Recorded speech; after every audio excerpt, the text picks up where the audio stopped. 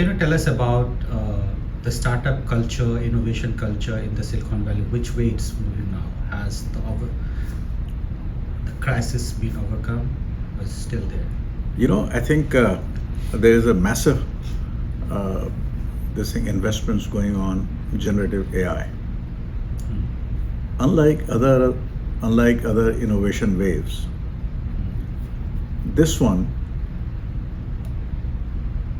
other waves of innovation, typically the startups have been big winners, and the big companies had to scramble to acquire those startups or to do something about it.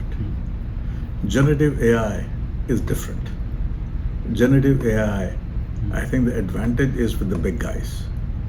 And the reason for that is that the cost that is needed to train the models, to collect the data, to train the models, and to run these kind of queries is so high that it's a natural advantage to big guys. OpenAI, although a startup, they ended up raising $10 billion from Microsoft. So this innovation trigger is different from previous ones, and but that doesn't mean that there aren't any opportunities for startups. So there are two kinds of opportunities. One is the horizontal one, something that is applicable that everybody would use. So those are typically processors and operating systems and stuff. So the large language models and ChatGPT is a lot like operating systems.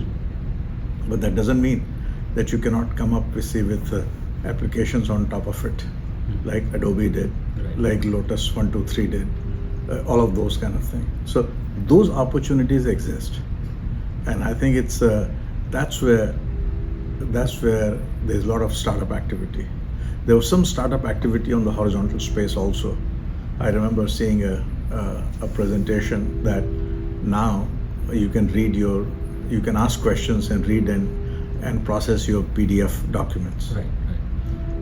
We didn't invest in that, and good for us, because next version of ChatGPT, that's a standard feature. So anything that horizontal, the chances are that it will become part of the operating system. It will become part of LLMs. So for startups, the activity really is on top. So in the legal profession, patent filing, very, very, very, very human resource intensive. Generative AI could help. But in every field, there are these kind of opportunities whether it's in HR space, whether it's in marketing space, whether it's in lead generation space, whether it's in lead processing space, all spaces, you have this room for generative AI. And I think that's where the opportunities for startups are. So the crisis that, or the slump that the Silicon Valley faced the last 2 years is over now with the AI. It pretty much looks like it's over. Okay. Generative AI, that thing has created a lot of enthusiasm. So a lot of people who are sitting on the sidelines, a lot of investors have jumped onto that one. The fact that there appears to be soft landing in the economy, I think that's spurring people to kind of get back into it. Plus, what happens is that the investors had raised a lot of money in 2020, 2021, and they all have a definite timeline in which they have to deploy. Right. So you can't be sitting on the sideline for too long. So what they say, there's a lot of dry capital available, and they were waiting, for the first opportunity for the sentiments to turn, and sentiments are turning. One is generative AI, and second is what appears to be soft landing in the economy, and stock market is a very good indicator of that. So I think the combination of the two, I think, is very hard to know the future, but I think there are a lot of people who are like me, who are thinking that good times are ahead now. So in 2024, we should expect more jobs creation in the industry, more new startups, investment in the startups culture, right? I think so. I think 2023 was historically very, very low. Right. I think this would be a much bigger year compared to 2023 in terms of new venture investments, in terms of startup formation, in terms of companies going public, in terms of companies acquiring other startups. So I think this would be a much better year from that standpoint. So how do you see India's startup ecosystem now in 2023, and what would be the phase in 24? I see one major problem there. Companies that are catering to the Indian market, they're fine. Swiggy, Zomato, Paytm, they have their own internal challenges, but the market is big, and the market dynamics are good. You're right. And now that the economy in India is doing well, they'll pull all these things. But there are a lot of startups in India that are B2B, not B to consumer, but business to business. Those companies have to target businesses outside India. Why? Because India B2B market is barely 10% of the world market. So if they want to become big, there are no billion buyers in India for B2B. You have to go outside. Right. And for them to come outside, there's a structural problem. And the problem is that the Indian venture ecosystem does not have the expertise or the connections or the infrastructure to make their portfolio companies successful here. And making them successful in US is extremely critical for two reasons. One is US itself is about 50% of all B2B market in the world. Even more important, US is early adopter market. Unless you are successful in US, no one will buy your product in Japan or Korea or Middle East. They all look to US. Have you been successful in US or not? So any company that's coming out of India has to set up operation here, has to figure out a way to become successful in US. And I don't see any venture fund in India funding these companies that has the expertise or the wherewithal to help those companies succeed in US. I get a lot of requests from my friendly VCs, kiski madad karo and stuff, and I can help one or two, but I don't have first of all, I don't have a stake, and I don't have interest, and second, I don't have the infrastructure to help companies that are not part of my fund. So that is one structural problem, and India has to figure out how to solve that problem. On policy-wise, continuing on India itself, on policy-wise, how do you see the Modi government has done in terms of helping or creating the ecosystem for the startups or the digital sector? If you look at what the situation was even 6-7 years ago versus now, is day and night. Is day and night. I think the Startup India launch that he did, I think educated the entire India, most importantly people within the government, that startups are important to India. That innovation that the startups bring is important for the country. So that was a game-changing thing. What has happened though is that that at that time there was this thing of policy, and somebody compiled all these issues and put it together, Amitabh Kant, and I worked with him, somewhat, and gave my inputs and stuff. So there was a single point of contact, looking at what startups need, and then recommending changes to different regimes and departments and ministries. So that was good. That kick-started the whole thing. But what happens is that all these bureaucracies, the way they are structured, they optimize for the goal that they are set up for. So income tax department would want to extract every penny, and that's what they are structured for, right? But the question is it conducive to startups, say, in India? For instance, there is a provision called angel tax. Started because some unscrupulous person instead of taking bribe, would tell the people to invest, you see, in his son's company and buy shares at a very, very inflated valuation. That's how it started. So the government said, okay, we'll put angel tax on this thing. On investment, not on income. This is the only place in the world where investment is taxed as an income. So they will tax the investment. Is this a dissuading factor for investors? Yes, of course. And so that's one thing. And so tax department, when people make noise, tax department backs off.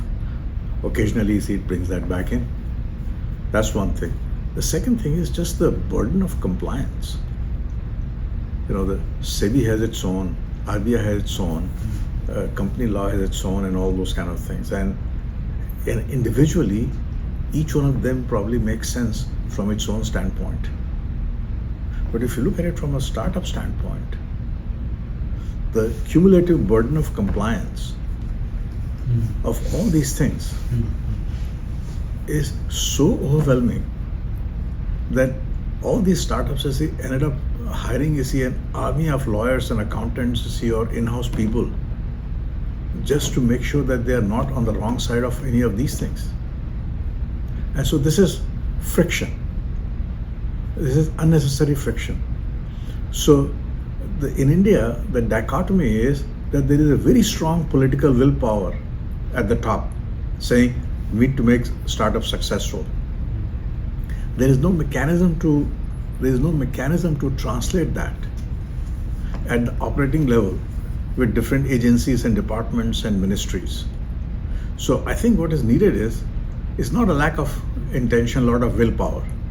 Is the natural tendency of any bureaucracy to regulate and to optimize for which the goal for which it is set up. In the process, you see, some startups are paying a huge price. So I think what needs to happen really is that Government of India needs to set up a interdepartmental, interministerial sort of a committee to once again take a look at what is optimal for startup health, figure out what is not what are those nuisance things, and eliminate them. Just like the Prime Minister says, one nation, one law. So this is one nation, one set of compliances. Yes, but it's not happening. So as the Prime Minister goes into the next phase of third term elections, and it looks like he will come back, what would you like him to do in the third phase? For startups? For startups. I think the most important thing he could do is to create either a short-term commission or a committee, interministerial, interdepartmental, to take a fresh look at the rules and regulations and stuff governing startups across all departments and figure out what makes sense and what is just a nuisance without adding a whole lot of value to the country. Because as Prime Minister has communicated time and time again, that success of startups is very, very important to India. They create new jobs, they bring dynamism to the economy, and they generate wealth. And the reason US has been so successful for more than 100 years is innovation. Right. The relative GDP of the US compared to the rest of the world has pretty much stayed constant because of generation after generation of new innovation that comes out of US. There's no reason why India could not be in that position. I really believe that when it comes to innovation, when it comes to smarts and intellect, Indians are second to none. On the digitization side, what would you like Prime Minister Modi to do in his third term? On the non-startup side? Digitization, normal general digitization, governance and other things as well. I think India is already so far ahead of the rest of the world. Is it? Oh yeah. Which sector India is ahead? Amazing. what they call in India digital public infrastructure, Right. which is banking, payment, documents retention, and the fast tags that they have now for is the same standard all over India. It's just amazing. So some of those things I see are already so far ahead. I don't know what else. I mean, I really don't know. I mean, that's one area where India is so far ahead of the rest of the world. Okay. It's nice to know that. We feel proud of you when someone from It's amazing. Silicon Valley says about these. It's amazing. India is so far ahead the rest of the world. I think the next thing really should be to export that. India has done very well in exporting yoga and meditation and vegetarianism. I think the next thing they should export is Digitize. is digital public infrastructure that India has created. I think there's some move in the IMF and World Bank as well to study that and how other countries can implement these digital public infrastructure. There's buzz around that. Yeah. I think the more and more of compliance thing they can digitize, I think that would be good. I think government should be, in terms of all startups in India that set up global operations, they have a huge motivation to move their headquarter outside of India, because the compliance needed for this dealing with foreign currencies, you see, when you set up subsidiaries abroad, becomes so burdensome that people just leave. Yeah, that's one big issue there. Yeah, I think I think really government should focus this year on reducing the compliance burden on startups and businesses. That's all. The rest of it, you see, the talent in India would take care of.